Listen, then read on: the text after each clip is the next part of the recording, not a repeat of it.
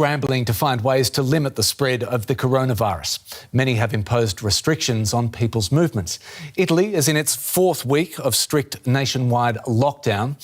While this might be helping in the fight against the coronavirus, it is also bringing the country's economy to its knees. With people losing their jobs and earnings, fears are mounting that in Italy, dissatisfaction could quickly turn into unrest. Italy's streets, empty, like they have been for the past 3 weeks. Police are on patrol to ensure citizens only leave their homes when strictly necessary. The lockdown has altered daily life in Italy and brought the country's economy to a halt. All non-essential businesses have had to shut down. Many people have lost their jobs or have seen their salaries cut. Some are now unable to afford even the basics. Authorities and individual citizens have stepped in, handing out meals to those in need. But these initiatives are hardly enough, and the risk of social unrest in Italy is growing. The mayor of Naples has warned that the lockdown can't continue indefinitely.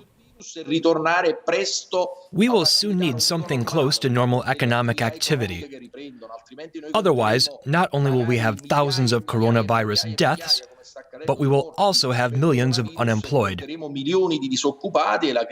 Organized crime will step in, it can spend money, and it can spend it faster than the government. In Sicily, police are patrolling supermarkets after reports of shoppers refusing to pay.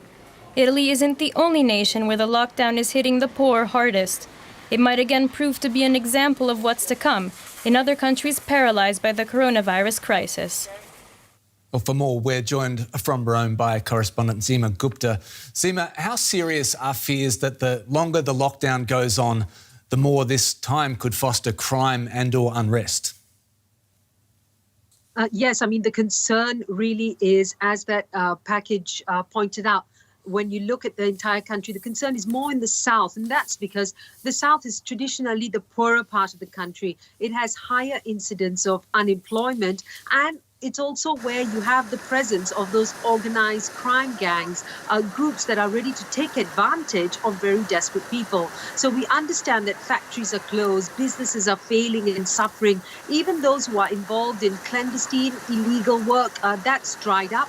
And they don't actually have access to any of those benefits. It's not as easy for them. And so you have these reports of supermarkets where people are just going in and taking the food. And so the police have to stand out there to make sure that doesn't happen. You've got reports of people begging at banks for loans because they need money to survive. So this can lead to other issues of social tension and unrest. And it's precisely in such a situation that you have these organized crime gangs stepping in, the mafia, where experts who study these groups say that, they've got the liquidity, they've got the money now to offer very unreasonable loans or offer these loans in exchange for recruitment into their criminal activity. On top of that, they could be tapping into the need that people have for protective gear and selling that equipment for more money. Seema, Italy has long had a sharp north-south divide. How is the crisis playing out differently across these different areas of the country?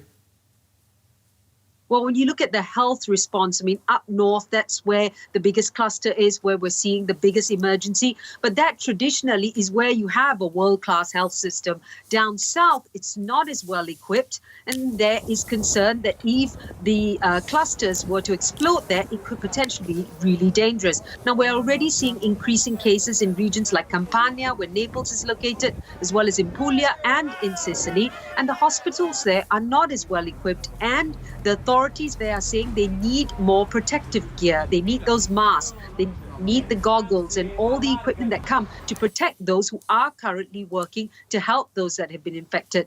Their key concern is also the presence of the virus in care homes for the aged, where the vulnerable are. And those working there also need that protective gear. So the authorities are asking the central government for that.